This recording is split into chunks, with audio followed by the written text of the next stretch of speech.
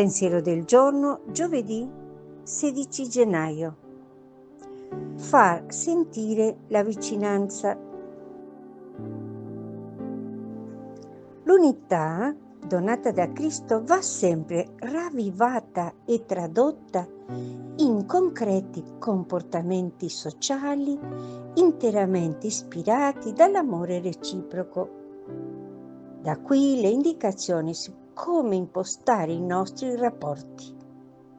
Benevolenza, volere il bene dell'altro, è farsi uno con lui, accostarlo essendo vuoti completamente da noi stessi, dei nostri interessi, delle nostre idee, dei tanti preconcetti che ci annebbiano lo sguardo per addossarci i suoi pesi, le sue necessità, le sue sofferenze, per condividere le sue gioie e entrare nel cuore di quanto accostiamo per capire la loro mentalità, la loro cultura, le loro tradizioni e farle in certo modo nostre, per capire veramente quello di cui hanno bisogno e saper cogliere quei valori che Dio ha disseminato nel cuore di ogni persona.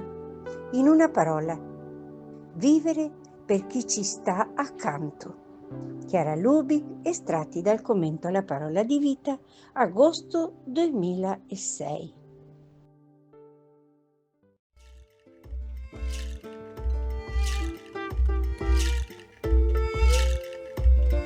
Parola di vita. Gennaio 2025. Credi tu questo? Giovanni 11:26.